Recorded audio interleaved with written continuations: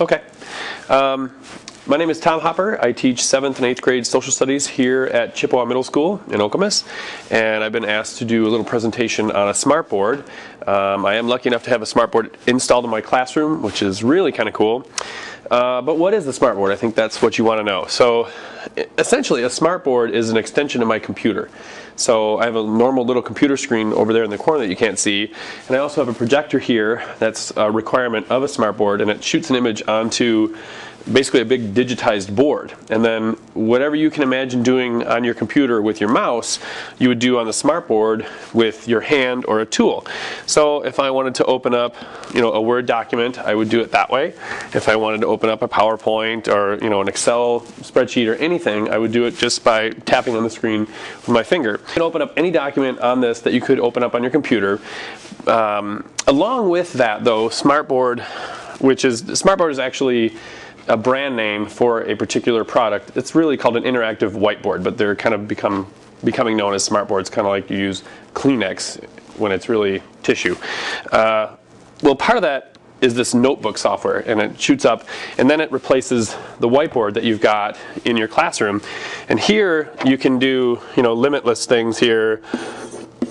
You're writing on it with a pen. You can write on it with your hand, like that. Anything that touches the screen will operate with whatever tool you've used. So if I want to erase, I can pick up the eraser, I can erase that, or I can just as easily use my hand to erase, which you kind of do probably more frequently than anything else.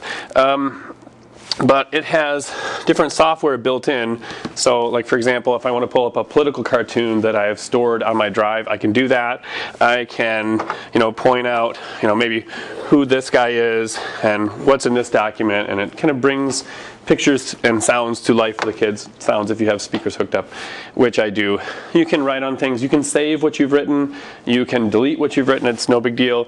It will also hold different pages. So if I wanted to move on through the lesson maybe and talk about Lincoln's impact, and maybe I only want to deal with 1859 through 1862, and we can talk about that. If I wanted to go back to that political cartoon, I can pull that right back up, and I can have limitless pages saved on here.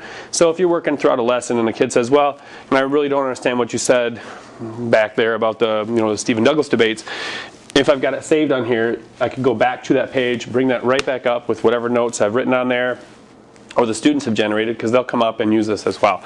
So this is the sort of the smartboard software that's built in.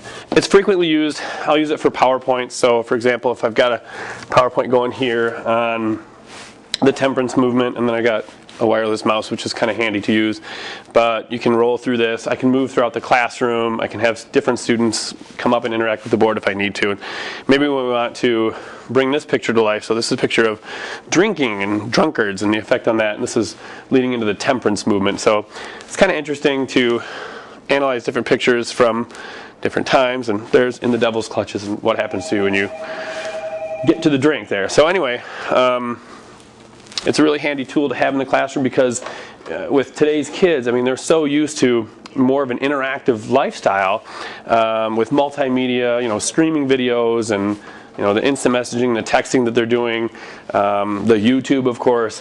This thing really helps to kind of deliver the education, deliver the material in a way that they're more used to seeing from the home front.